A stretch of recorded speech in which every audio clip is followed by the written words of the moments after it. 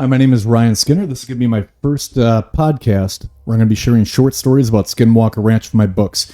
In the summer of 1980, on a quiet farm in Utah's Uintah Basin, an 11-year-old boy rode out on horseback, but what he found wasn't rusty farm equipment and abandoned cars. It was something no one could have prepared him for. A silver craft, a non-human entity, and an encounter that would follow him home for the rest of his life. This is the story of Dean Derhak, the boy and the hitchhiker from Skinwalker Ranch. Dean's adventure began the way so many do, in childhood, innocently, riding King, a big brown horse that belonged to his uncle. Dean wandered the fields, the backdrop, towering red mesas, grazing cows, and summer skies, but that day curiosity led him further to the northwestern edge of the property, and it was there that his life changed forever. For hovering near the tree line was a craft, a gleaming silver dome, 30 to 40 feet across, shaped like an upside-down bowl. Beside it, a being, a humanoid but not quite human.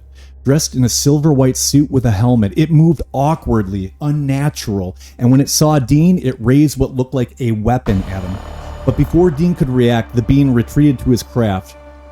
Seconds later, the ship rose silently, cutting across the mesa and vanishing without a sound.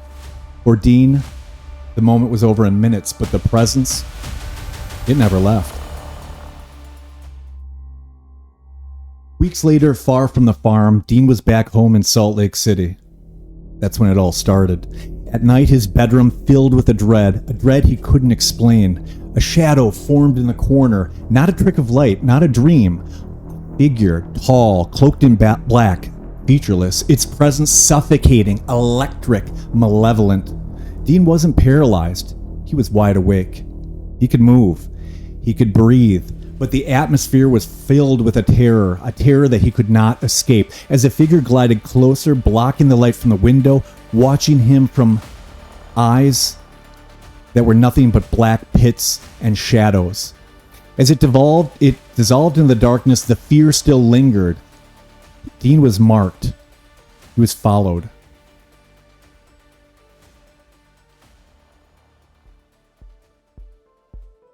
Dean now believes what he experienced was the beginning of a lifelong connection with a non-human intelligence.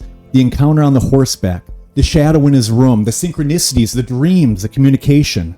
He still claims to have whatever intelligence resides within him from the Uintah Basin. The hitchhiker effect. Skinwalker Ranch isn't just a hotspot, it's the headquarters, he says, of a presence preparing all of humanity for contact. And for Dean, the choice is clear. Once you've been touched by the phenomena, there's no going back.